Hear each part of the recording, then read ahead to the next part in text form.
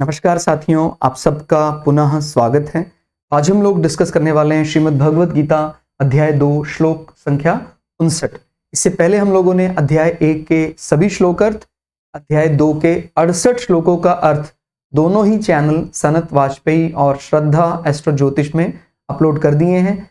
आप में से कोई भी व्यक्ति भगवद गीता को सरल हिंदी भाषा में समझना चाहता है, आप हमारे चैनल को सब्सक्राइब करें, जहां आपको सिलसिलेवार ढंग से पूरी प्लेलिस्ट श्लोक संख्या 1 से लेकर और जितने भी वीडियो अब तक हमने रिकॉर्ड किए हैं पूरी प्लेलिस्ट में मिल जाएंगे। तो आज का श्लोक अर्थ भगवान श्री कृष्ण अर्जुन को समझाते हुए कहते हैं, संपूर्ण प्राणियों के लिए जो रात्रि के समान है, मतलब यहां पर दिन और रात के भेद से या उदाहरण स्वरूप दिन और रात को लेकर समझाया गया है कि एक योगी के और एक सांसारिक वृत्तियों में लगे या भोग में लगे व्यक्ति में क्या अंतर मूल हो सकता है। इसमें इसको वैसी रात्रि और दिवा नहीं मानी जा रही, लेकिन हम एक उदाहरण स्वरूप समझ रहे हैं कि भाई जैसे रात्रि में अब रात हो गई है तो अब हम अपने सारे कार्य छोड़कर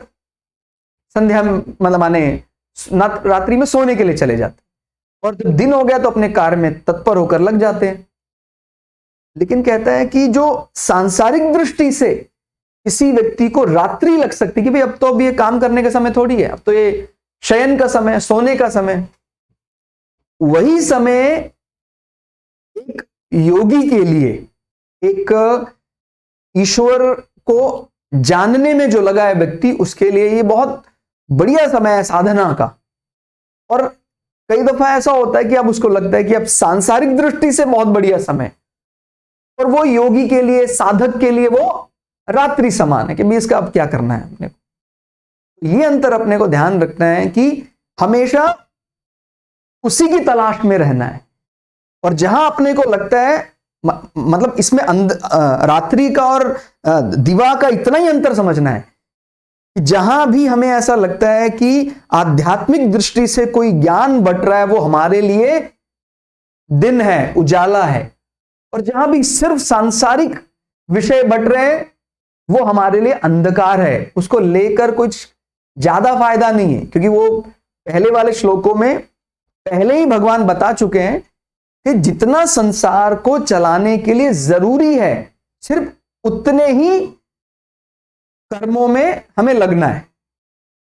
और अगर आप उसका अनावश्यक प्रयोग केवल अर्थ और कामना पूर्ति के लिए करते रहेंगे तो फिर उस धर्म से मुक्त तो नहीं हो सकते हैं। और फिर उस धर्म को धारण करने का फायदा क्या है? जो धर्म हमें अपने गंतव्य तक ना पहुंचाए। हम बोलते हैं ना भाई, हमने कोई भी कार्य किया, हमने पहले निश्चित कर लिया कि ये कार्य हमने शुरू क्यों किया है, इसका अंतिम पड़ाव क्या होगा, इसका फाइनल डेस्टिनेशन क्या होगा, इसका गंतव्य क्या होगा, कहां हमें पहुंचना है। अभी हमने कार्य तो शुरू कर दिया और हम केवल बीच के फेज में ही फंसे रह गए, यानी अर्थ और कामना पूर्ति तक ही रह गए। और ये बात हमें शुरुआत में बता दी गई थी, भाई जीवन आपको इतने साल का मिला है, अगर जन्म हुआ है तो मृत्यु तय है। अब मृत्यु आने से पहले ही अगर हम अपने आप को जान लेते, माने मुक्त हो जाते, तो हमारे धर्म धारण करने का, हमारे कर्तव्य धारण करने का कोई अपने को लाभ मिला। यानी मैं कह रहा हूं ये प्योर व्यवहार की दृष्टि से भी देखें तो भी यहां ये बात समझ में आती है कि अगर व्यवहारिक दृष्टि से भी कहें तो वो व्यक्ति ही सच में धर्म का सदुपयोग कर पा रहा है, जो धर्म का धारण करके मोक्ष तक पहुंच रहा है, और जो केवल बीच के फेजेस में फंसा रह जाता है। क्योंकि अर्थ और कामना पूर्ति कहीं ले जाने वाले नहीं है, ये तो बीच का फेज है। जब धर्म हम धारण करते हैं तो हमारा लक्ष्य मोक्ष ही होता है, मुक्ति ही हमारा लक्ष्य होता है। लेकिन बुद्धि की कमी से कह लें और हमारा एकाग्रता की कमी कह लें, वो वहां हमारा ध्यान भंग हो जाता है, तो फिर हम संसार की चकाचौंध में रह जाते हैं कि संसार ही अच्छा घर है। ये बताया गया था भाई, आप एक माने गर्भ, इस प्रकार के तो संस्कारों में आप देखेंगे, कई उपनिषदों में पढ़े आप, भगवद गीता में पढ़े आप, कि वो उसको आभास रहता है, व्यक्ति को गर्भ में भी आया तो भी उसको ये आभास रहता है कि हाँ मैं आया। और हमें कई दफा ये जो बेचैनी रहती है वो यही बेचैनी है, आपको सब कुछ दे दिया जाए, संसार के सारे अर्थ, सारी कामना पूर्ति करवा दी जाए अपनी दृष्टि से, जो आपके मन में अभी लगता है शेष है, फिर भी आप अतृप्त रहेंगे, क्योंकि आपको मुक्ति ही तृप्त कर सकती है। लेकिन उसमें ज्यादा देर अगर लगाएंगे तो नुकसान हमारा ही होगा। तो भगवान श्री कृष्ण क्या कहते हैं, हम उसी को अंधकार मान रहे हैं संसार में, जहां पर सिर्फ सांसारिक बात हो रही है। तो ये संसार के लिए ये जो हमारा मुख्य विषय, एक कछुए की तरह जो जरूरी कर्म है वो तो हमने कर लिया है। अब उसके बाद अनावश्यक कर्म तो चाहे जितना बढ़ाएं, ठीक हो गया। इसीलिए हमें ये बात ध्यान रखनी है, संसार में अगर आप अनावश्यक अपने आप को लिप्त करते रहेंगे तो इसकी कोई लिमिट नहीं है, इसकी सीमा नहीं है। माया तो ऐसी है ही, आप जितना ज्यादा जाएंगे माया में उतने ज्यादा लिप्त होते जाएंगे। तो उसको आप अंधकार की तरह देखें, जहां सिर्फ सांसारिक विषय चल रहा है, और जहां आपको आध्यात्मिक विषय जान पड़े वो आपके लिए दिन के समान है, उसका सदुपयोग करें आप। बाकी आप ऐसा देखें जैसे आपको दिख ही नहीं रहा है, केवल सांसारिक विषय। ये बात यहां ध्यान देना जरूरी है। यहां कर्तव्यों की जब बात आ जाती है तो वहां कर्तव्यों को आप बाईपास नहीं कर सकते। इसको एक उदाहरण देकर समझ सकते हैं कि अपने बच्चों का पालन पोषण दो व्यक्ति कर रहे हैं और दोनों ही अपनी दृष्टि से एक समान कार्य कर रहे हैं, लेकिन एक अपने बच्चों के पालन पोषण से ही मुक्त हो जाता है, सांसारिक जो ये जीवन चक्र इससे मुक्त हो जाता है, और एक अपने बच्चों के पालन पोषण के कारण ही सांसारिक चक्र में फंसा रह जाता है। कितना बड़ा अंतर है, क्योंकि वो उस कर्म में भी दिवा और रात्रि का भेद कर पाता है। भाई मैंने मेरे बच्चों का पालन पोषण किया, उनको अच्छी से अच्छी शिक्षा दी, मेरा कर्तव्य समझकर, ये मेरा कर्तव्य है, लेकिन बीच बीच में मोह यानी अनावश्यक मोह, मेरे बच्चे हैं स्वभाव से मेरे प्रति उनका प्रेम तो होना ही है, लेकिन अनावश्यक मोह जो उनके लिए भी घातक हो सकता है, उससे बचना है। अगर बच्चे को शिक्षा के लिए कहीं बाहर किसी स्कूल में भेजना है, किसी गुरुकुल में, किसी बोर्डिंग स्कूल में भेजना है, तो उसको भेजना चाहिए, क्योंकि यहां अभी मेरी बात नहीं करने की, मुझे ठीक नहीं लग रहा है, मैं उनके मोह में ग्रसित हो गया हूं। तो यह समझ रहे हैं आप, दोनों ही व्यक्ति देखने में ऐसा लग रहा है अपने बच्चों के पालन पोषण में लगे हैं, लेकिन जो अपने बच्चों के पालन पोषण को अपना धर्म या अपना कर्तव्य समझकर कर रहा है और बीच बीच में उसको मोह, लोभ, क्रोध परेशान करते हैं, लेकिन वो उसमें फंसता नहीं है, तो उसको उसी कर्तव्य से, उसी धर्म से, उसको संसार के चक्कर से वो मुक्त हो जाएगा। बहुत अच्छे ढंग से उसने, यानी हमारे बच्चे भी तो बाल गोपाल का स्वरूप हैं, आप उनका अच्छे से पालन करें, उनको अच्छी नैतिक शिक्षा दे। जो ब्रह्म में हम देखते हैं, जो हम बाल गोपाल हाथ लड्डू में हम देखते हैं, वही स्वरूप हम अपने बच्चों में देखने लग जाएं, और धर्म अनुसार उनके लिए क्या उचित है क्या अनुचित है उनका ज्ञान उनको दे। और अगर कभी आपको लगे कि ये हमारे बच्चे ने गलत किया है, तो अपना बच्चा होने का उसको छूट नहीं मिलना चाहिए। उसको अगर वो दंड उसको आता है बीच में, तो उसको दंड भी देना है अपने को। ये हमारा यही कर्तव्य, यही कर्म हमें मुक्त कर सकता है। और एक दूसरा व्यक्ति है जो दिखने में एक समान सा लग रहा है कि बच्चों का पालन पोषण तो वो भी कर रहा है, लेकिन वो जहां भी मोह पक्ष आता है, क्योंकि वो तो सांसारिक विषय उसके लिए दिन है, सांसारिक विषय जहां भी वो मेरे बच्चों के साथ, मुझे मेरे बच्चे, जहां मेरा होता है वहां अहम बढ़ जाता है। वो ये बात प्रदर्शित करता है कि मैं संसार के अर्थ और कामना पूर्ति में ही ज्यादा रम गया हूं, और मैं मुक्ति को धूमिल कर रहा हूं, मैं मुक्ति को देख नहीं पा रहा हूं। तो इससे बहुत सावधान रहना है। हम बच्चों का पालन पोषण इसलिए नहीं कर रहे हैं कि वो आगे चलकर मेरा सहारा बनेगा, जैसे आजकल की ये भावना रहती है ना, मेरा आपको सहारा बनना पड़ेगा। हम मतलब ये क्या अधिकार की दृष्टि से देखने लग जाते हैं कि आपको मेरा पालन पोषण माने मेरा, वो एक अलग विषय है। लेकिन हमें अपने मन से या अधिकार से ऐसी बात नहीं रखनी है। हमने तो निस्वार्थ भाव से, जैसे हम ईश्वर की सेवा करते हैं, हाथ लड्डू की सेवा करते हैं, ऐसे हमारे बच्चे बाल गोपाल, उनकी हमारा कर्तव्य हमने किया और पूरी निष्ठा से किया, कोई इसमें कोताही नहीं बरती, पूरी निष्ठल भावना से उनको सारे सद्कर्म सिखाए। तो वही मार्ग आपको ईश्वर प्राप्त कर देगा। तो हर कर्म में ऐसा होता है, हर कर्म में आपको बीच बीच में दिन और बीच बीच में रात दिखाई देता है। तो एक उदाहरण स्वरूप समझना, ऐसा नहीं है कि वो केवल रात्रि और दिन के अंतर की बात कर रहा है। जो भी आपको सांसारिक विषय, सांसारिक जकड़न, सांसारिक ये माया, मोह, लोभ, वो आपके लिए एक साधक के लिए रात्रि समान, उस विषय को बाईपास कर देना, उस विषय को तवज्जो नहीं देना है। और जहां भी आपको लगता है कि ये आध्यात्मिक विषय, इससे मेरा कल्याण होगा, संसार का कल्याण होगा, वो विषय अपने को दिन मानकर ग्रहण करना है।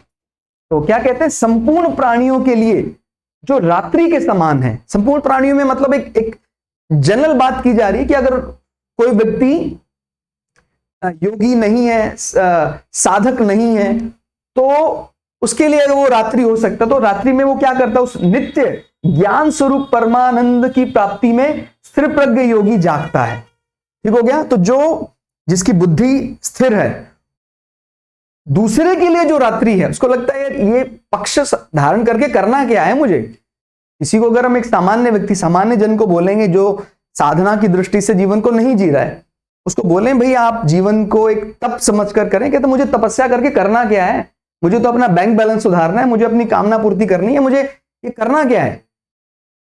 वो आपको पता है वो संसार में उनको रहना है, रहना माने आपको पता संसार में भी वो रह नहीं सकता है। वो तो आए थे तभी बता दिया गया था कि चाहे आप कुछ भी, कोई भी मेडिकल असिस्टेंट कर लें, आप कुछ भी कर लें, आप संसार में सदैव तो रह नहीं सकते। और अगर आप ब्रह्मा जी से, हमारे पुराणों के अनुसार, कोई वरदान भी ग्रहण कर लेते हैं, तभी भी आप जीवन तो बढ़ा सकते हैं, लेकिन मुक्त आप तभी भी नहीं हो पा रहे हैं, क्योंकि मुक्ति एक अलग विषय है। ठीक हो गया। और संसार में जीना, चाहे आप 1,00,000 साल जी रहे हैं, फिर भी आप संसार में तृप्त नहीं हो पा रहे हैं। तो अमृत भी जो नहीं कर सकता, वो मुक्ति कर सकता है। तो आपको ये बात ध्यान देनी है, अमृत हमें संसार में सदा रख सकता है, हमारा शरीर वैसा का वैसा रहेगा, ना भूख ना प्यास, लेकिन हम अमृत ग्रहण करने पर भी मुक्त नहीं हो रहे हैं। तो ये बात जो भी हम पुराणों में, कथाओं में हमने पढ़ी, वो इस अंतर को और बढ़िया समझा देती है कि मुक्ति कितना बड़ा विषय है। जब भी कभी भागवत महापुराण कहीं कही जाती है, तो वहां भी ये बात रखी जाती है कि भागवत पुराण, महापुराण जो मुक्ति दे सकता है, वो अमृत नहीं दे सकता है।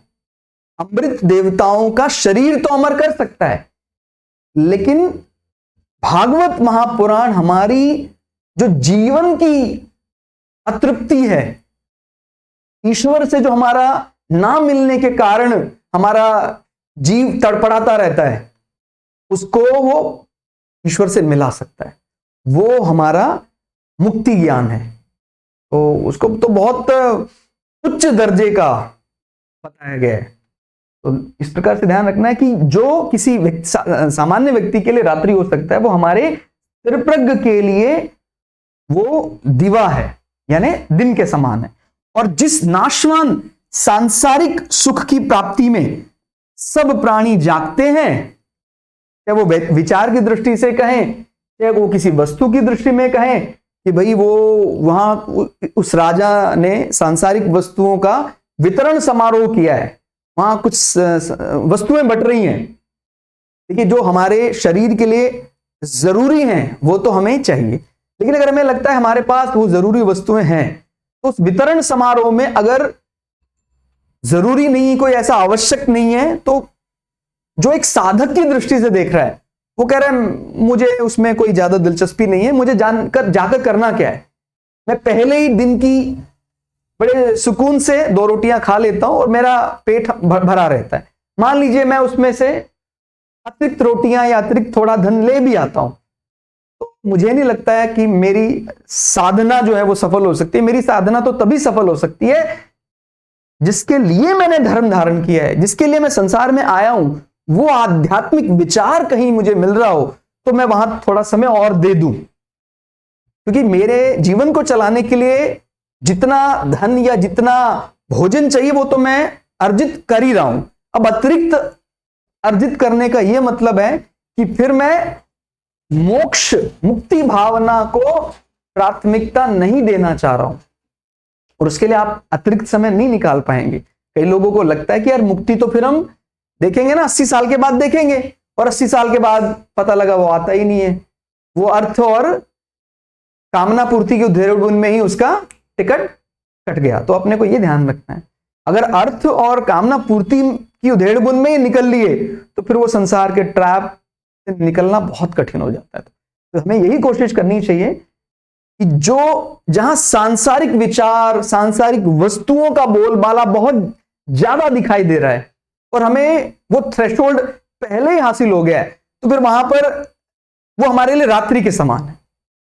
कहता जी उस पार्टी में जाइए, कहता जी उसका क्या लाभ है, कहता जी उस पार्टी में आपको कुछ ज्यादा एक्सपोजर मिलेगा, बहुत लोग देखेंगे। कहता जी मुझे ईश्वर की कृपा से जो मेरे लिए जरूरी है वो मुझे मिल गया है, अब मैं ज्यादा और ज्यादा करके तो फिर मेरा जो डेस्टिनी है, जो मेरा अंतिम लक्ष्य है, उससे फिर मैं ओझल हो जाऊंगा। मैं इस समय को अब वहां लगाना चाहता हूं।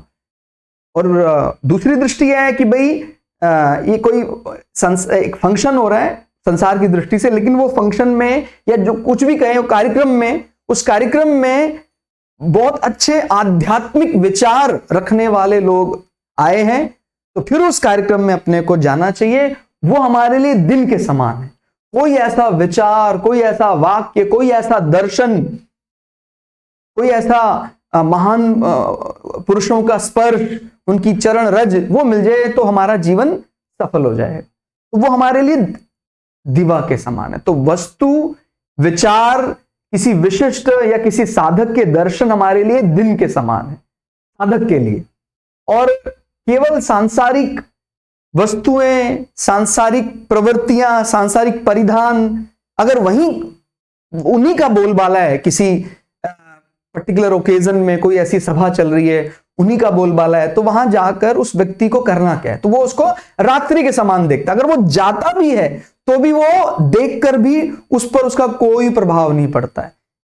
वही एक स्थिर प्रज्ञ व्यक्ति के लक्षण बताए गए हैं। तो ऐसे ही अपने को भी जीवन जीना है।